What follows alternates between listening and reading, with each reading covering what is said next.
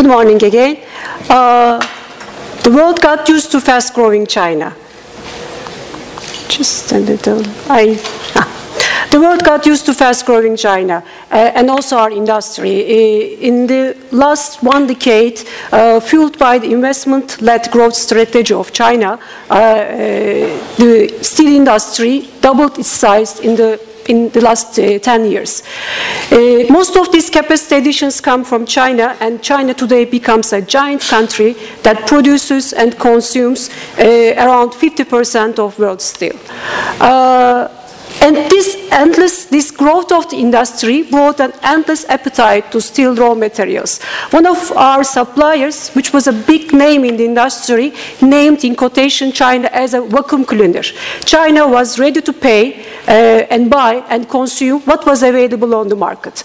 And with this gap in the market between demand and supply, and with the high profit potential due to price hike that we received in the 2007 and 2008, and later in 2009 and 2011, the industry of mining received an enormous amount of capital to increase the productions.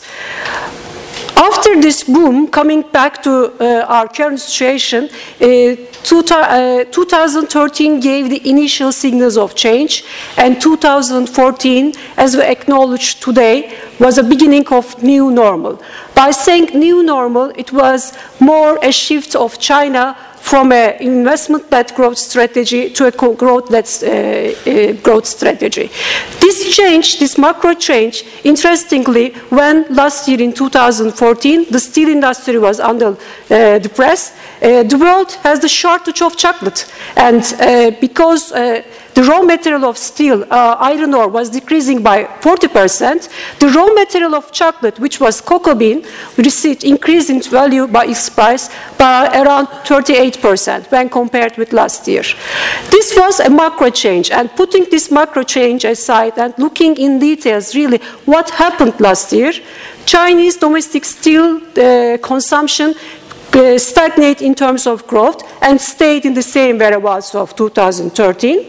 Although to a lower extent, the production keeps on growing.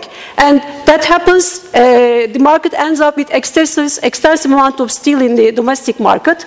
This put pressure on the steel prices. When added up with high production of raw materials and surplus there, this pressure on finished product create a big plunge in iron ore prices.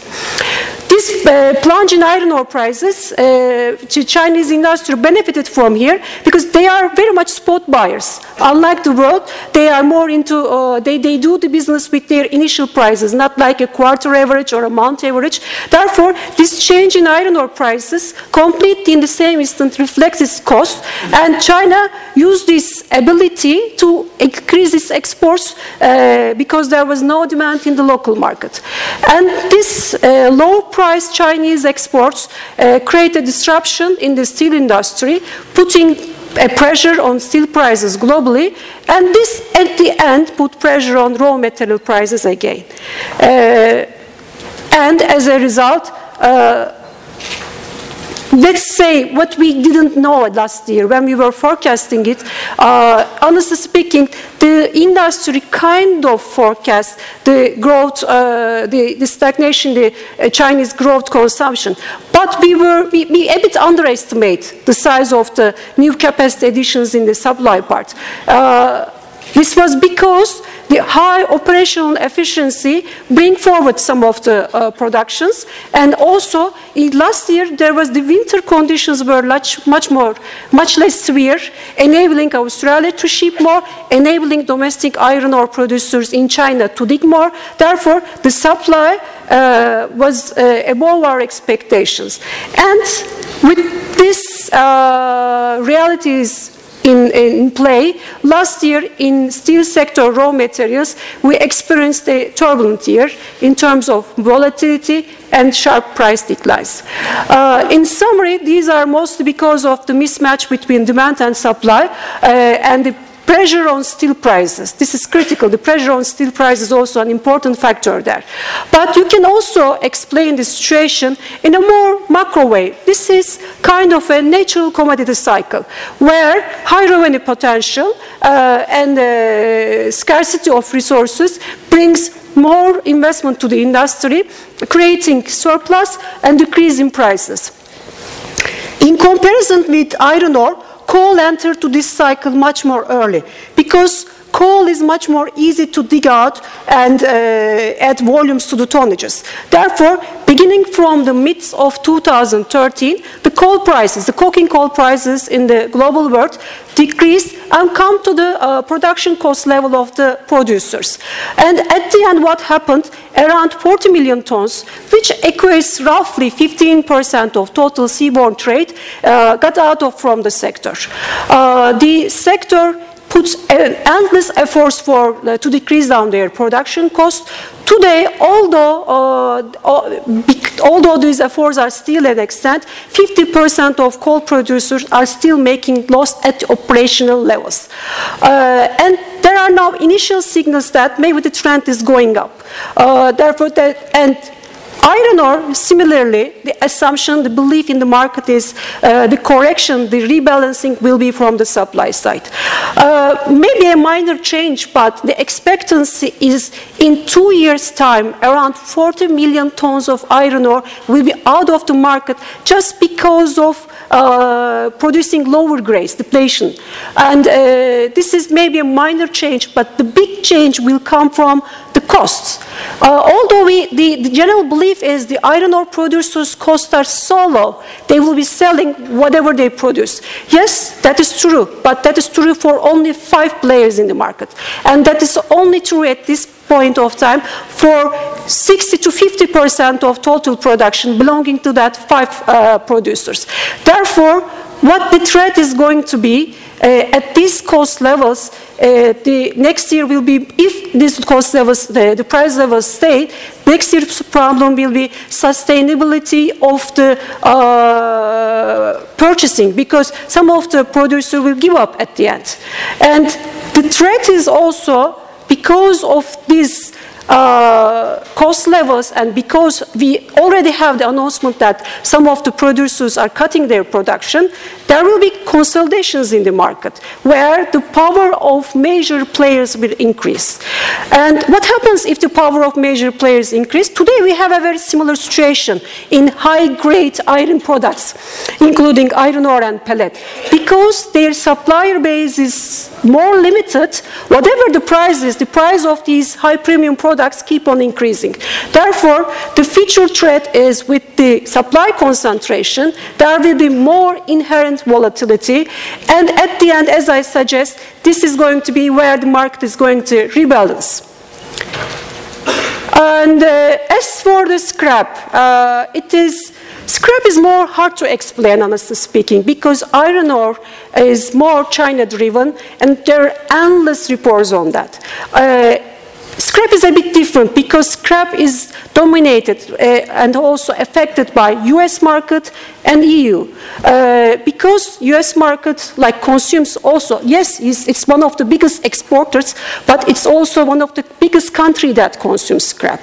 Therefore, the steel industry in US and its price levels, its demand at the US market affect the scrap prices a lot.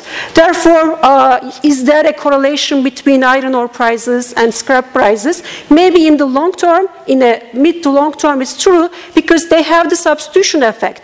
But up until now, scrap was more moving with the finished good prices. And as I suggest, US steel industry was an important country in playing a role there.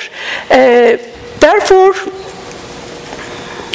in terms of scrap, as I suggest, it is very much harder to explain because it has more complicated factors inside. One of these complications comes from parities also, because the euro-dollar parity also really very much affect what the price is going to be. Yes, last year we import less from US because EU countries can afford better prices due to the parity changes in the market.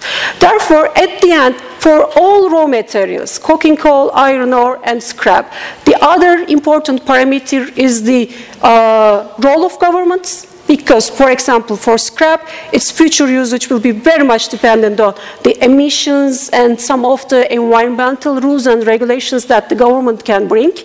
And also the parity changes, especially last year in 2013 and 2014, raw material exporter countries' parities change in favor, and most of their production cost decreases come from these parity changes. Therefore, this becomes much more complex to explain because of these. It's not only micro, but the macro level factors have an important role. And going to a more longer horizon, I should say that there are endless reports on what is going to be the ratio of metallic balance in the steel producers. Honestly speaking, I should say that it very much depends on today's prices.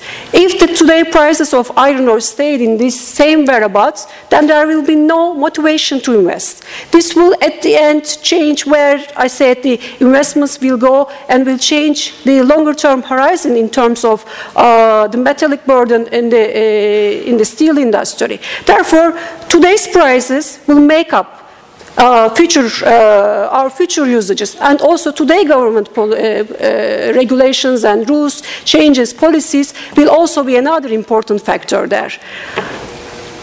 And coming back to my last slide, yesterday I read from one of the industry publications stating that there is no rule of thumb in this industry this year because all the rule of thumbs has been collapsed. Honestly speaking, I don't totally believe in this. There is still basic rule of thumbs regarding the supply and demand. But the problem is with the increasing globalization, with the increasing ease of communication and information flow, everything becomes much more interconnected and is it very complex to forecast. Therefore, I think the focus should be to build a balanced internal and external focus to create a more efficient and agile organizations, because that will be the one that brings the change in the coming future. Thank you very much.